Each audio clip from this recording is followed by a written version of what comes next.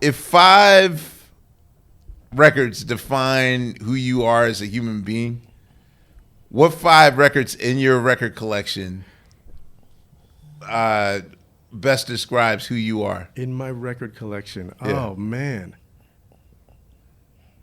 Okay, you know what?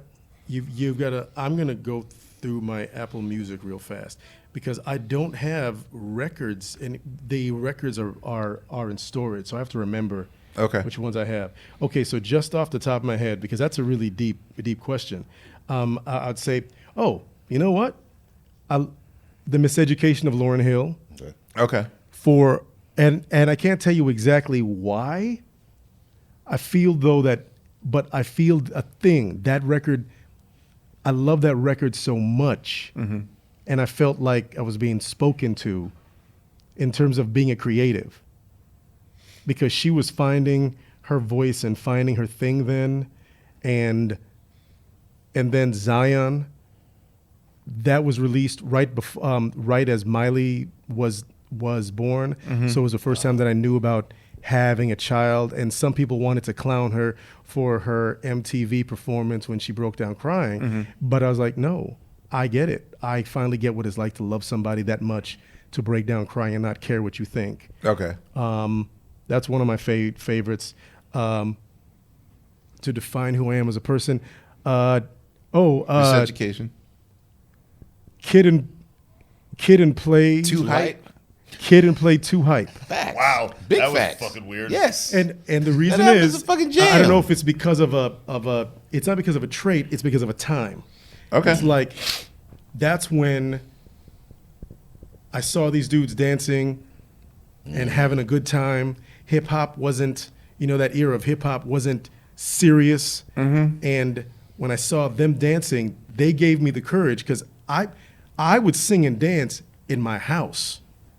Nobody knew outside. that I could sing or dance until the first time that I did a musical on stage. Your family didn't know about your talent? Nobody.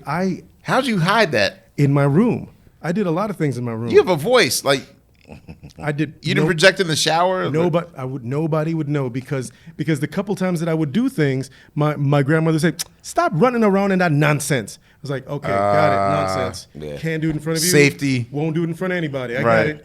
But it wasn't until so that came out in like 88 or 89. It is 80. Yeah. 80. Too Hype was 88. Okay, so 88. So I was that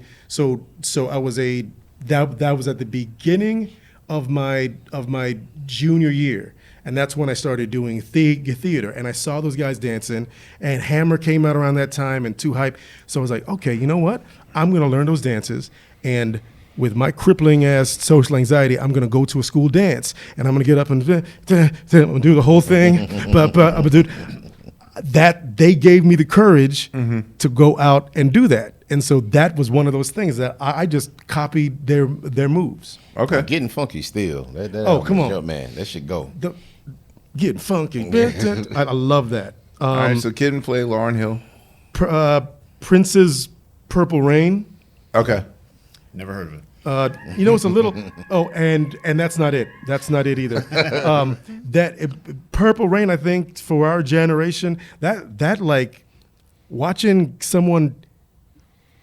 I really didn't even know what the whole story was about. It made me feel some kind of way, like watching this guy sing about sex and these girls and like vanity, and watching this whole thing. It felt dangerous. Like I hadn't seen anything like that. But I before. assume that your parents are strict or Christian if they're from the islands. It wasn't even about being Christian. She was very much, but Prince wasn't the devil. She wasn't consistent. She wasn't consistent. There were certain things that were bad, but she's like, Prince. Then it'd be, yo, that's rare. Yeah, that's Prince. But the thing Prince was everyone's favorite target. I love Prince. The thing that I didn't like is that was my first time really seeing and recognizing what homophobia was. Okay. Because my grandmother would look at Prince. Oh, Prince is an anti-man. He's an anti-man. He's gay because he didn't. No, that's an anti-man. And so my other relatives, my men, nah, man, that anti-man, he dance around and his ass all hanging out, and I don't know who.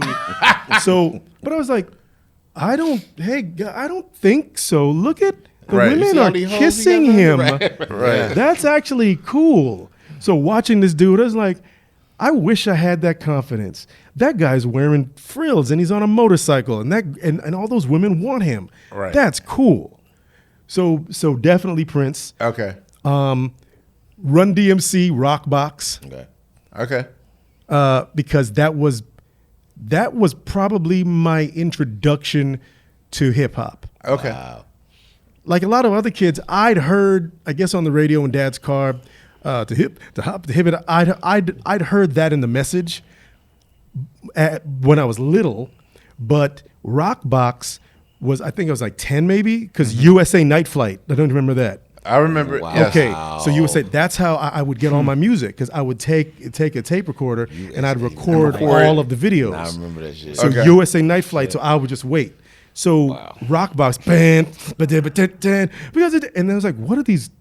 That wasn't like the hip hop, because that wasn't to the right, to the left, everybody jam, boom to the feet. That Right. wasn't that. And these guys are in leather, and what are they doing? So that made me. So I got into Run DMC, which led me to LL Cool J, which led me to that whole movement. Okay. Which so that was really pivotal. That's when I started freestyling, because I wanted to learn their songs, but then I would just take words that they used and then just try to rap along with them.